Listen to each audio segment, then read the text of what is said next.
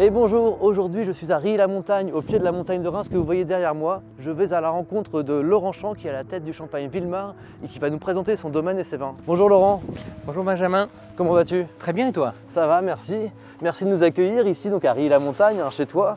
Est-ce que tu peux nous présenter un petit peu l'histoire de la maison Wilmar? Avec plaisir. La maison Wilmar remonte à 1890 avec mon arrière-grand-père Désiré Wilmar. Ensuite il y a eu Charles Wilmar, Renan Wilmar, avec mon grand-père, avec qui j'ai eu plaisir à travailler. Tu as appris avec lui notamment, ouais. Absolument. René Champ, mon père.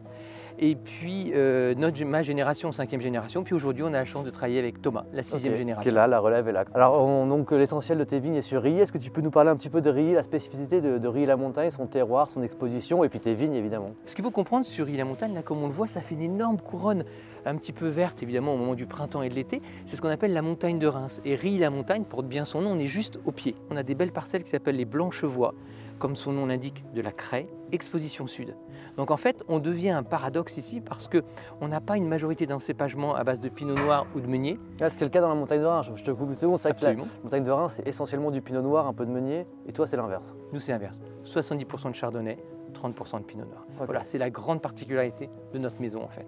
Ok, super. Et ben écoute, je te propose qu'on aille voir au chai comment on travaille ces beaux pinots noirs, ces beaux chardonnays.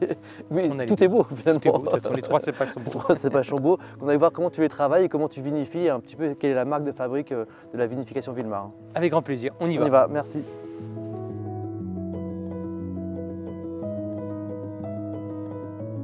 On est dans ton chai, Laurent, magnifique lieu qui est impressionnant. Il y a une collection de foudres qui n'est pas si courante en Champagne. Est-ce que tu peux nous parler un petit peu de la philosophie et des vins de la maison? Alors en fait ici on est dans la foudrerie principale, on en a deux autres. C'est vrai qu'on est, baigné dans le bois. Mon père, en fait 4e génération, en 1970 amène les 4 premiers foudres pendant la récolte. Il n'est pas vigneron de souche, mais par contre il est compagnon du bois, il est, comment dirais-je, artiste du bois. Donc en fait, on va vinifier, on va commencer à vinifier sous bois. J'ai un très bon ami qui dit le bois est un très bon serviteur, mais un très mauvais maître. Eh bien, c'est comme ça qu'on va utiliser le bois, en foudre ou en pièces, pendant 10 mois. C'est vraiment une période assez longue. Donc l'idée, c'est de ne pas marquer les vins, d'apporter une petite patine, une oxygénation maîtrisée du vin, pour avoir de la gourmandise, c'est ça la philosophie? C'est exactement ça. C'est le mot qui nous plaît beaucoup chez Wilmar, amener de la gourmandise. Donc en fait, on a un petit côté un peu rond, un peu gourmand, mais le fait de ne pas faire la fermentation malolactique, en fait, on va garder une certaine tension, fraîcheur, une finesse sur une très très jolie ligne aromatique et on garde cet acide malique qui vient compenser un peu cette gourmandise et en fait, on va essayer de créer le plus bel équilibre dans nos vins. Ouais, ça c'est une question d'équilibre, le challenge d'avoir l'équilibre parfait entre la gourmandise, la tension, la fraîcheur. Exactement, et le peps. Okay. Parce qu'une bonne bouteille de vin, c'est une bouteille vide, donc une bouteille de champagne vide pour avoir le plaisir d'en ouvrir une deuxième. Ok, et ben écoute, je te propose qu'on aille découvrir ces jolis vins dont on parle depuis tout à l'heure et que tu nous expliques un petit peu ta gamme. Et bien avec plaisir, on y va.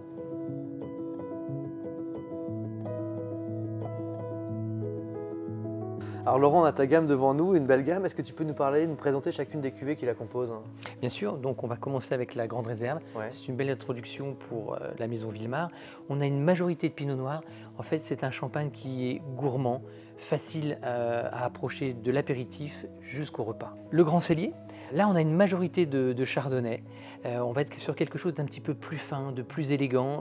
C'est vraiment excellent pour l'apéritif ou avec une petite salade de langoustine ou d'écrevisse. On a un côté iodé, salin, qui correspond bien avec des belles associations mères. Super. Le Grand Cellier d'Or, là on monte un peu en gamme, on est sur nos vieilles parcelles de 60 ans d'âge, les Blanchevoies. On va avoir un côté assez cristallin, minéral, une belle exposition sud, donc une jolie maturité, 10 mois de pièce, et une grande majorité de chardonnay.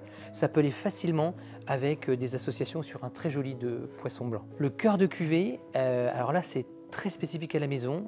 Le premier millésime avait été fait en 1989. On va extraire que le cœur de la cuvée, c'est-à-dire qu'on va faire comme une double concentration. On ne prendra pas le début, pas la fin. Ce qu'il faut expliquer, c'est quand on presse les raisins, le meilleur du raisin, c'est le milieu de la presse. Absolument. C'est là où il y a les plus beaux jus. C'est ça. C'est ce que tu gardes pour cette cuvée. Voilà, okay. Ça va rester à peu près 6 ans sur latte pour cette cuvée-là.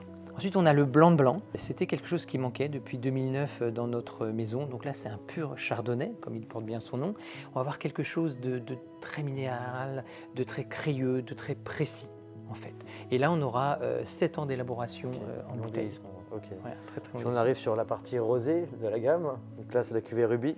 Donc un non millésimé, plutôt avec une grosse majorité de pinot noir, 90%. Le côté croquant du pinot noir, le côté gourmand, on se fait encore plaisir en toute saison. Et puis on arrive sur la dernière née, je crois, de la maison, Oui, la cuvée Émotion. Émotion, elle porte bien son nom. C'était ce qu'on voulait donner à nos dégustateurs et amateurs de notre maison. C'est un côté velours, soie.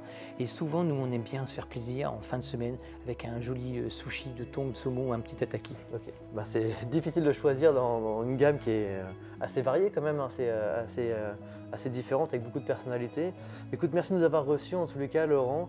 Et puis pour les autres, on se retrouve tous les mardis sur la chaîne. À bientôt.